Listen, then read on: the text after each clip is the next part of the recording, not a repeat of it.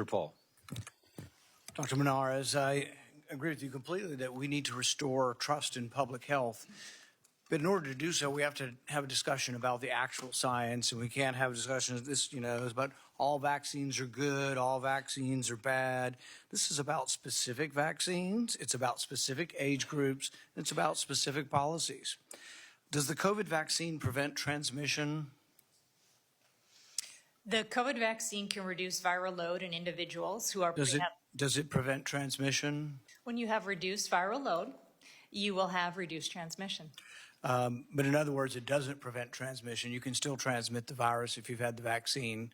In fact, there's been reduced ability to interfere with transmission over time. And what we've found is the most recent one since Omicron is down around 16% reduction, if there is a reduction. Does the COVID vaccine reduce hospitalization for children under 18? It can. It doesn't. The statistics are inconclusive, and the reason you can't prove that it does is there's so few people under 18 that go to the hospital. The numbers are extraordinarily small. There's like 76 million kids under 18 in our country. 183 died, and a few thousand went to the hospital in 2020 and 2021. And since then, the numbers have dropped precipitously, and the idea and the issue needs to be discussed. But the COVID vaccine is not reducing hospitalization. It's not statistically significant. Does the COVID vaccine reduce the rate of death for children under 18? It can.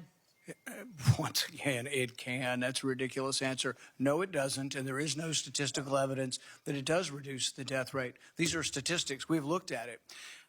When they approved it, they had this discussion at the vaccine committee that we've been talking about. During the discussion, they acknowledged that there was no proof of reduction in hospitalization or in death. So what they did is they said, what can we use to try to make people take this vaccine? They came up with this. They said that if we give you a COVID vaccine, you make antibodies. So really the whole recommendation for having a COVID vaccine from 6 months up is not based on hospitalization data, not based on deaths. It's based on whether you make antibodies or not. And what people fail to see from this is I can inject you with a foreign protein every week and measure your antibodies. You'll make antibodies every time. It just means immunology work has nothing to do with whether you should get a vaccine every week. So when we're discussing the science here, we have to discuss what is the science in favor of giving a vaccine to a 6-month-old and what are the benefits from that. And there is no benefit of hospitalization or death. And then what would the risks of the vaccine be? We have large population studies of the risks of the vaccine in younger people. And it turns out that you don't see this as much if you look at the general population, but once you start isolating in by age group, which you have to do in COVID because there's such a disparity among age group, you find that there is a risk of myocarditis, a significant event. It's somewhere between 6 and 8 in 10,000. But that's much greater than the risk of hospitalization or death, which are not even measurable because they're so small.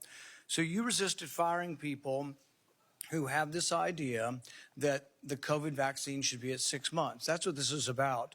You didn't resist firing the perfect, beautiful scientists that are career people and unobjective and unbiased.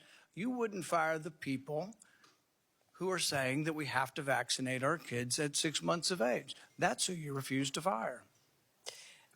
So that assertion is not commensurate with the experience that I had with the individuals who are identified to be fired. Did any of the people you refused to fire, did any of the people you answer the question? Did any of the people you refused to fire believe that we should change the vaccine schedule and no longer force 6-month-old kids to take it?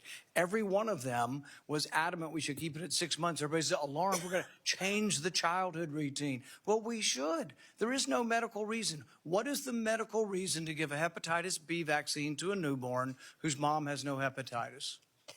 So none of the discussion points that you just brought up were ever... That's changing the childhood schedule. Will you allow her to answer the question? Regular order, regular Your order. time. You have your time, Bernie. I got mine. Look, this is the debate over changing the childhood schedule. The hepatitis B vaccine on the schedule is given to newborns. What is the medical, scientific reason and proof for giving a newborn a hepatitis B vaccine if the mom is Hep B negative? I want to go back to the assertion associated. What is the medical reason for giving a hepatitis B vaccine to a newborn? See, everybody's like blithely going along. We can't change the childhood. You're somehow terrible if you want to change the childhood. We should be discussing what is the childhood vaccine schedule, and the burden should be on you. You want to make all the kids take this? The burden is upon you and the people you wouldn't fire to prove to us that we need to give our 6-month-old a COVID vaccine and that we need to give our 1-day-old a hepatitis B vaccine. That's what the debate ought to be about, not whether all vaccines are good or whether we live in Alice in the Wonderland. I actually agree with you, and I was open to the science. I just would not pre-commit to approving all the ACIP recommendations without the science. Untrue.